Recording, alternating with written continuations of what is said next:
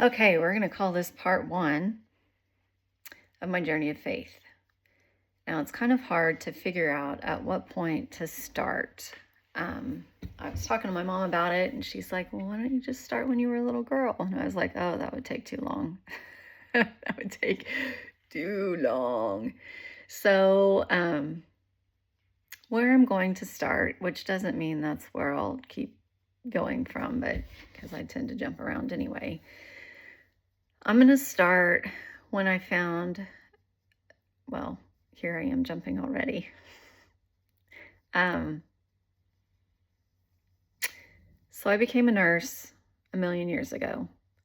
Then there was a period of time where I didn't work because I stayed at home with my daughter. And then I worked part-time and, didn't really like work. It was just kind of working.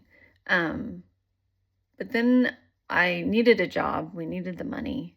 And she was old enough that I could go to work. And so wasn't a whole lot of work to be found around where we are. And I ended up getting a job at the prison as a prison nurse. Something that I was uneasy about, never was sure that I would, that I could last. But I found out that I loved it. I absolutely loved it. And I, at the beginning, had a horrible boss who I hated, and she hated me, and she made my life miserable, but I knew that she was on her way out. So I stuck it out. And I'm typically not the type to persevere. Like, this is something I've had to really focus on in my older years, because usually when the going gets tough, I quit. And it's easier and easier not to quit when you've not quit before, I guess I'll say.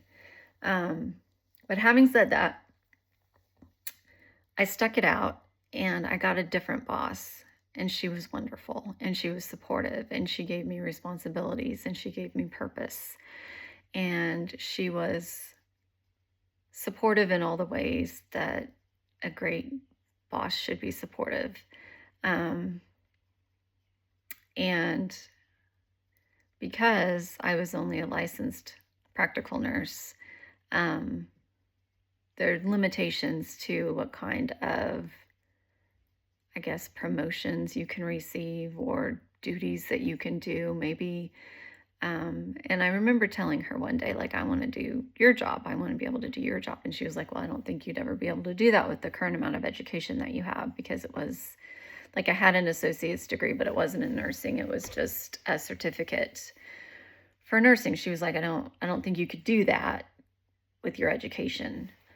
And so this was about the time my son was in senior in high school, and he was looking at college programs. And so I was looking with him, and I thought, ooh, this organizational leadership program looks really cool. I didn't really know much about it, but I was like, ooh, you could do project management. You could do all sorts of different things with it. This sounds really fun. And he was like, no, not my deal. So that just kind of sit on the back burner. But I don't know. I kept on going back to it. And also, I had this boss that was supportive, and this job that I loved, population that I felt really needed service that was maybe underlooked. And I don't know, I decided that I wanted more. So I decided to go back to school. This was in the height of the pandemic, and I was an infection control nurse. But I decided, let's go back to school because I want to be more. And I don't want anybody to tell me that education is keeping me back. However, I don't want to go back for nursing. I could go back and be an RN and have more opportunities available to me and more money and all of that. But I was like, I don't want to go back for nursing. So I don't know, that the seed that was planted for organizational leadership just kept growing. And so I applied to a program that was close by, got financial aid, and I was able to complete my bachelor's degree online with zero debt. And that was wonderful. And at the end of that, I just felt like I'm not done yet. I'm just not done yet. Um, and granted, in the meantime, I'm like, what am I going to do with this degree? I have no idea. But I felt in my heart that's what I needed to do. Like, and so I know I had mentioned listening to God's voice. And I know a lot of times we have this voice in our head of like you shouldn't eat that. It's gonna make you fat. And then the other side, oh yeah, but you're really hungry. That's not the voice. That's not the voice. That's your head voice. I feel like, to me, God's voice is very much more quiet. It's a nudge. It's an urge. It's just this little started. It's this little spark of want. And just like when I started the program, when I finished, I thought I just don't feel like I'm done yet. It was, again, that little spark of want. Like, I think I need to do more. So I went on and got my master's degree. Meanwhile, I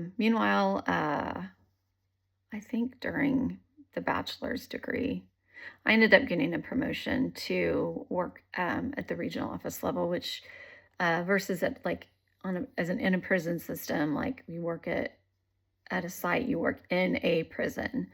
At the regional office level, you kind of work in an office and you oversee different prisons and their functions. And so I was at the statewide level after this promotion.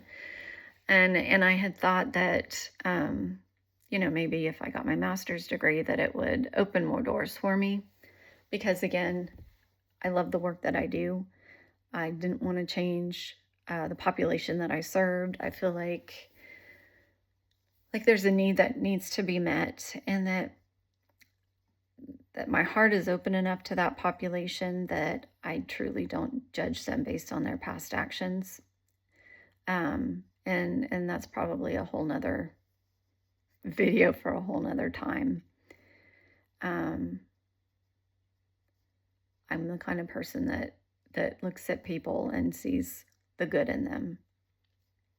I don't think I've ever looked at somebody and not seen any good at all. So that's a personality. It's not right or wrong. It's a personality. Anyway, so I really felt like I needed to stay working for the prison system. And I was hoping that maybe I could just, because, you need money. Yes, you need purpose, and you need like all of it, but you need money to live. And that was one of the main reasons. One of the reasons I went back to school. Another reason was I didn't want to be stalled and overlooked in positions because I lacked education.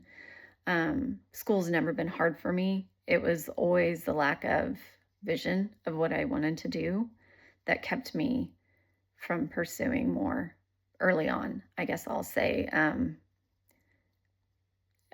was a 4.0 student the first couple of years in college, and then I chose not to go on because I didn't know what I wanted to do.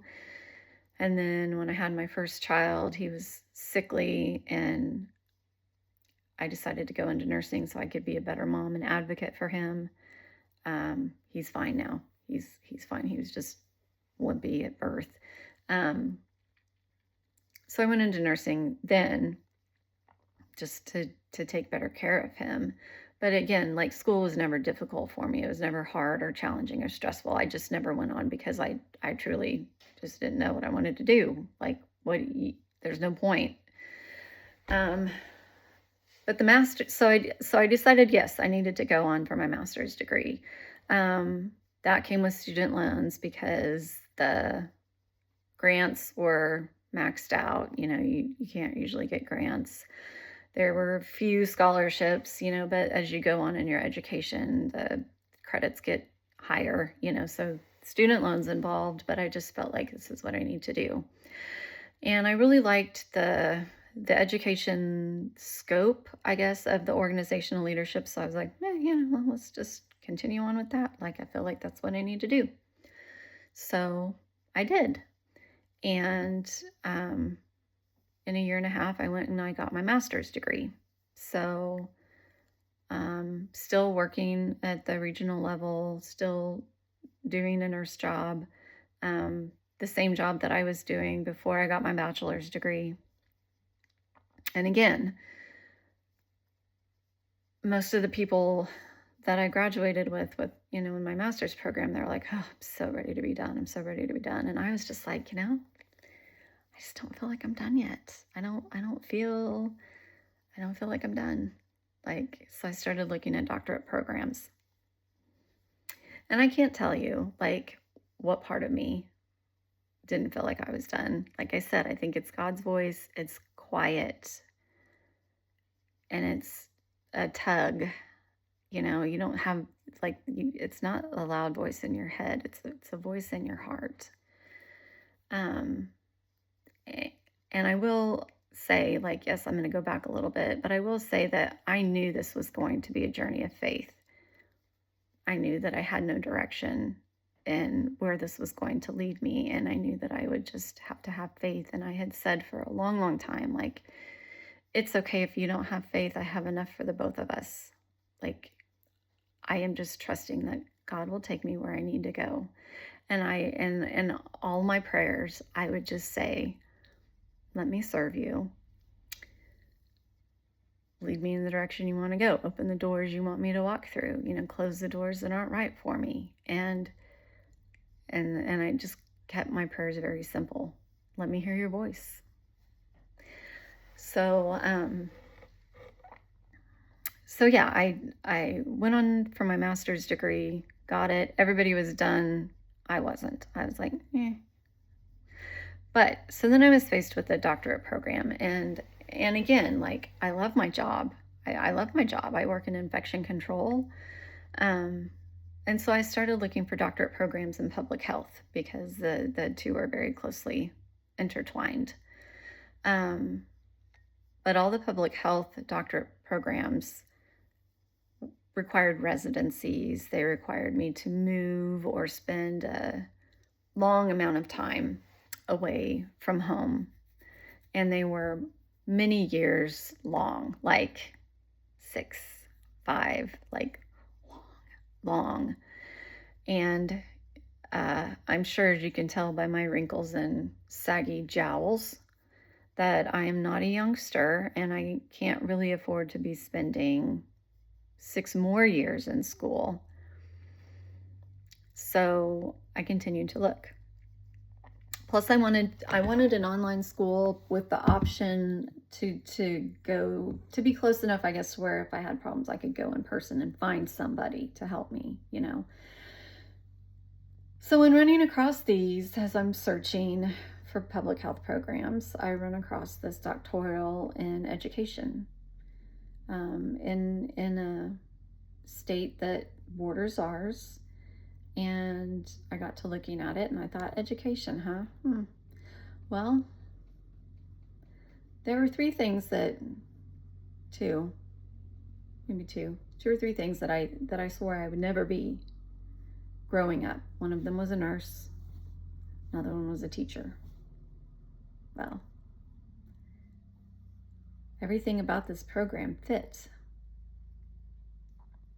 And I thought, okay, I'm going to check into it. And it was a relatively small program. They said you can get done, you go part-time, you get done in 3 years. I'm like, well, that beats 4, 5, 6 years. There's no residencies. You have to be on site twice in that 3-year time period. I thought, that's doable. I can do that. No dissertation. Sign me up. Dissertation is very intimidating. Just the word dissertation is very intimidating. So I was like, bingo, that's the one. You needed a health background for this program, but you didn't necessarily have to be any specific type of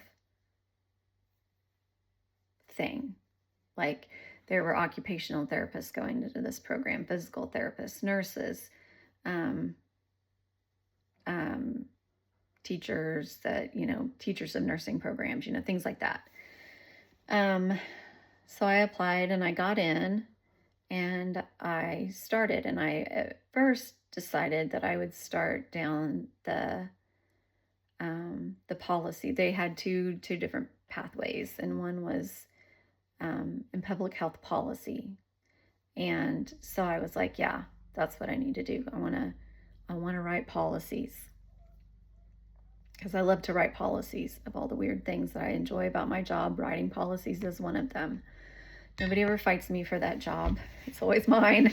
For some reason, nobody else likes to do it. So I was like, yeah, public health policy, that sounds perfect. That's what I want to do.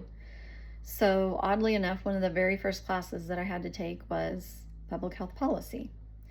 And one of the very first things you do in a new class is you have a Zoom where you just kind of, you go over the coursework and what you're going to look at. Well, little did I know, public health policy had everything to do with legislation and nothing to do with actually writing policies.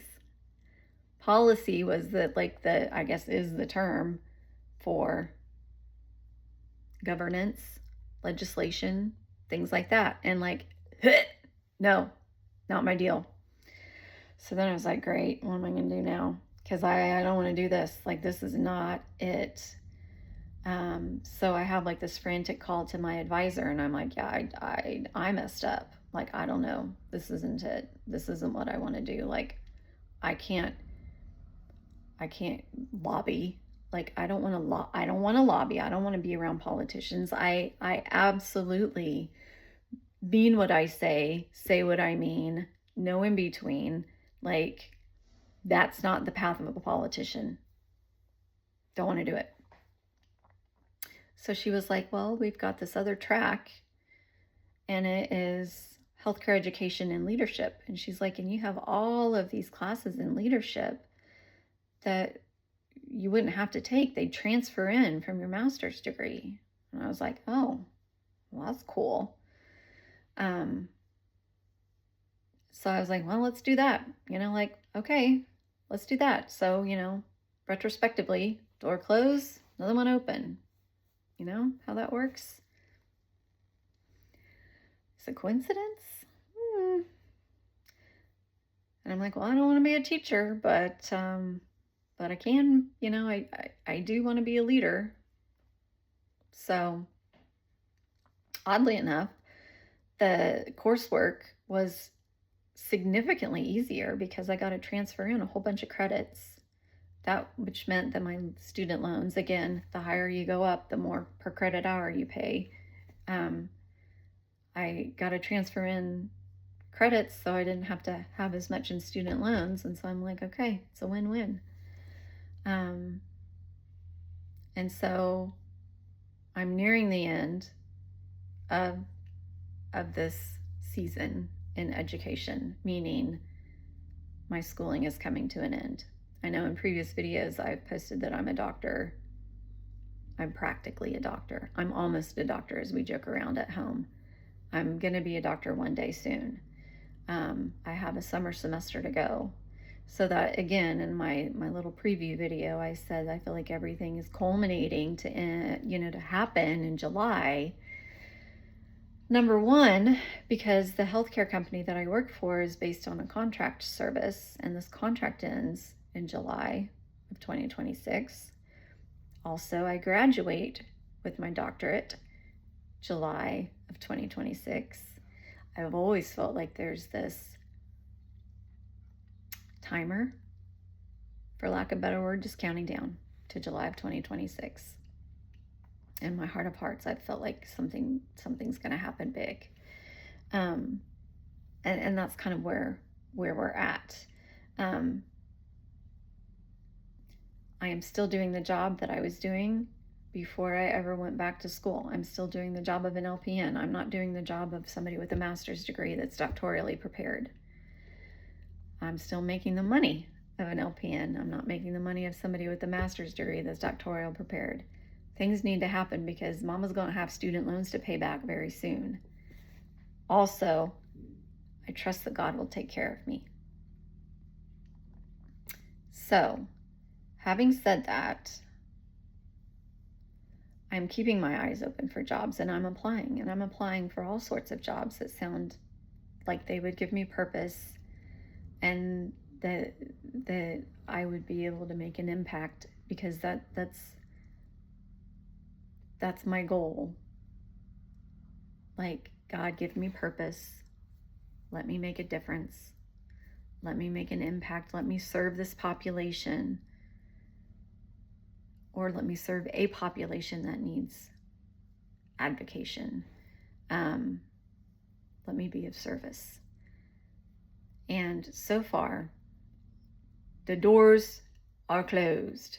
They are shutting. Like, I only get you suck emails from all the jobs that I apply to. Never gotten one interview. Nothing.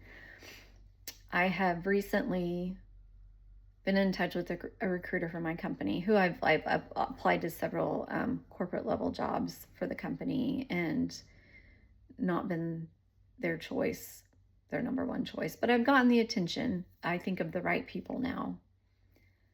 And I've told them, like, I want to stay working for this company. I want to stay in corrections. I want to serve this population. Like, that's where my heart is. And when I said before, like, God, give me the desires of my heart, it's not give me the things that I want. It's like, give me that burning desire. Give me that desire. Give me whatever desire. And my desires are to have purpose, to make a difference, and to serve this population. So far, those are my desires. They could change. God could change that at any time. And so I'm waiting. I'm waiting for the doors to open. And I'm following the path. And I'm listening to the gentle nudges, and not the voice in my head, but the voice in my heart. And it is such a difficult thing to do for 6 years straight. But when you're faced, I guess, with the decision of having some profound calling find you, or just simply like checking boxes, like, what would you do? Like, I'm waiting for the profound calling. That's what I'm waiting for. Like, I feel like I didn't go through all of this for nothing. And I sure hope that God didn't put me through this for nothing. And I also feel like, out of all the people in the whole wide world and beyond, God knows what our potential is. He knows what's perfect for us. Who am I to doubt that? Who am I to question? So that's my journey so far. And I guess I felt the urge to document this at this point in time, to say this is March 25th today. This is March 25th. I would love to see where I am in July. Maybe I'll come back in July and say I'm in the same place, and maybe my heart will be changed to something else. I don't know. I have faith that I will be where God needs me to be at the time that He needs me to be there. That's all I can do. I have no control over that. I have no control over any of the future. I just have to have faith that God's going to open the right doors. And so that's my job. My job is to answer the calling, to do the work, and have the faith. So let me challenge you. If you feel like